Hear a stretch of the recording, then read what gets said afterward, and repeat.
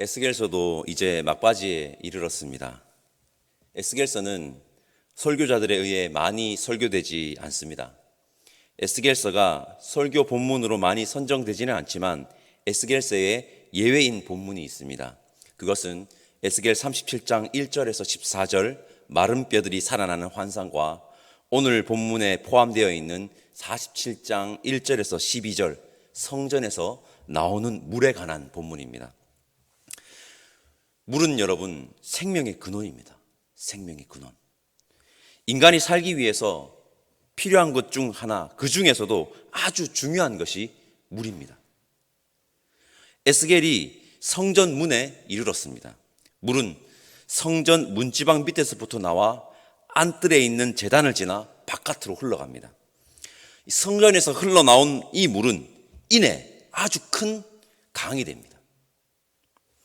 물이 성전에서 시작되었다는 것이 중요합니다. 그리고 그 졸졸 흘러나온 물이 이내 큰 강이 되었다는 것 또한 중요합니다. 성도 여러분, 생명의 근원은 여호와 하나님이십니다. 여호와 하나님만이 생명을 충만하게 하실 수 있으며 여호와 하나님만으로 충분합니다. 이것이 오늘 에스겔 47장이 우리에게 말하고 있는 것입니다. 저는 오늘 에스겔 47장 이 말씀을 묵상하면서 에스겔 1장에 그려진 에스겔의 모습이 떠올랐습니다. 에스겔서 1장에 그려진 에스겔의 모습이 떠올랐습니다. 제가 에스겔 1장 1절 말씀 읽어보겠습니다. 30째 해 넷째 달 초닷새에 내가 그발 강가 사로잡힌 자 중에 있을 때에 하늘이 열리며 하나님의 모습이 내게 보이니. 아멘.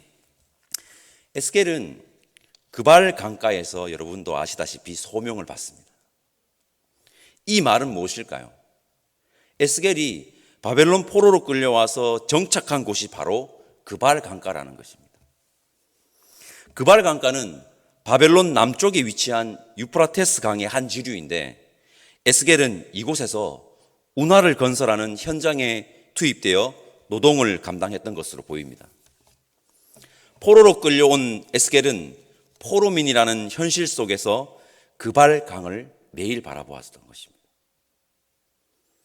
어찌 보면 이 그발 강가는 현실의 고달픔을 말하는 것일 수도 있을 것 같습니다.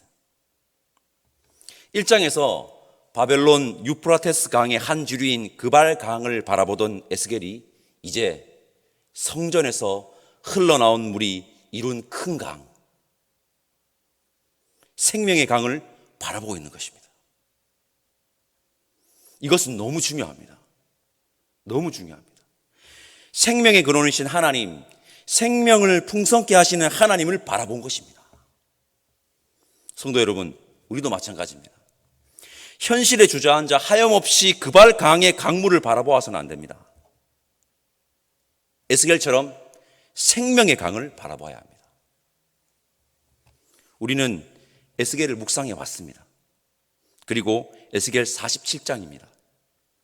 우리도 성전에서 흘러나와서 이룬 생명의 강을, 그 생명의 강을 날마다 바라보는 은혜를 누리시기를 간절히 소망합니다. 3절에서 5절 말씀 우리 함께 읽어보겠습니다. 3절에서 5절까지 말씀 함께 읽겠습니다. 그 사람이 손에 줄을 잡고 동쪽으로 나아가며 천척을 측량한 후에 내게 그 물을 건너게 하시니 물이 발목에 오르더니 다시 천척을 측량하고 내게 물을 건너게 하시니 물이 무릎에 오르고 다시 천척을 측량하고 내게 물을 건너게 하시니 물이 허리에 오르고 다시 천척을 측량하시니 물이 내가 건너지 못할 강이 된지라. 그 물이 가득하여 헤엄칠 만한 물이요 사람이 능히 건너지 못할 강이더라. 아멘.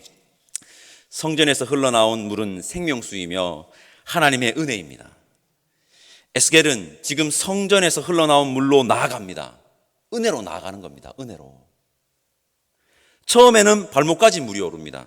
그 다음은 무릎, 그리고 허리, 그리고 온몸에 차올라 건너지 못할 강에 직면하게 됩니다. 이것은 무엇을 말하는 것일까요? 발목은 하나님께로 나아오는 것입니다. 나아가는 것입니다.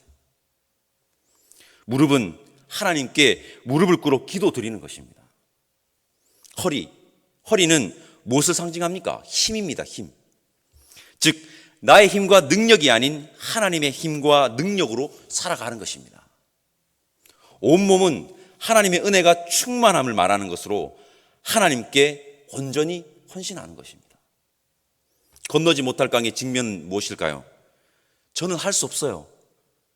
하나님이 해주세요.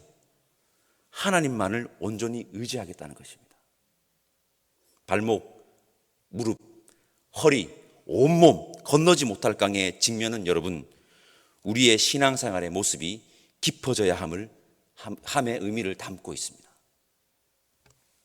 우리 모두 생명의 강을 바라보는 자들, 그리고 생명의 강으로 나아가는 신앙인들 됩시다. 그렇게 나아감으로 하나님만을 온전히 의지하겠습니다. 반드시 고백하는 저와 여러분들 되시기를 소망합니다. 6절과 7절 말씀 우리 함께 읽어보겠습니다.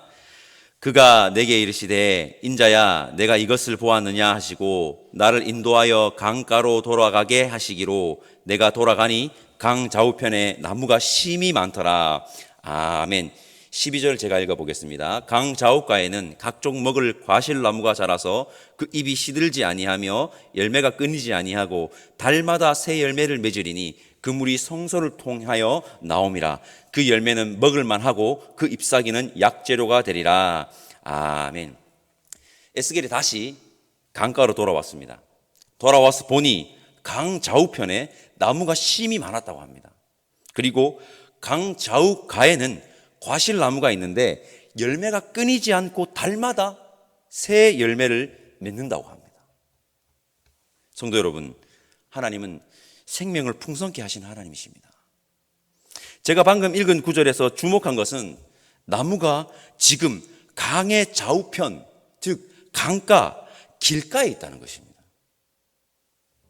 강 좌우편에 나무가 많은 것을 넘어 심이 많이 있고 강 좌우가에 가실나무가 있어 열매를 아낌없이 주고 있습니다.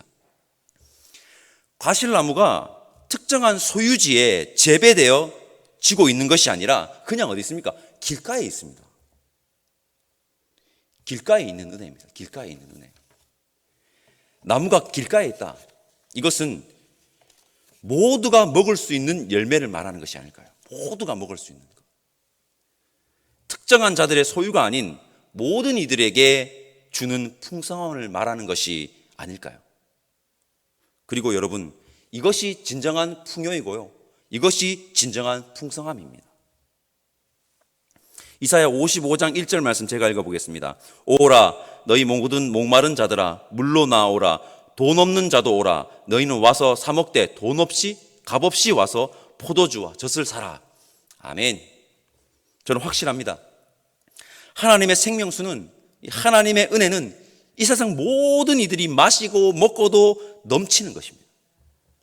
왜일까요? 그 근원이 성전, 하나님의 보좌이기 때문입니다. 하나님의 생명수는, 하나님의 은혜는 모든 이들에게 열려 있습니다. 이단의 특징 중 하나가 무엇인지 아십니까? 바로 폐쇄성입니다. 폐쇄성. 자신들만 구원을 받을 수 있다고 말합니다. 말이 나왔으니 잠시 언급하겠습니다.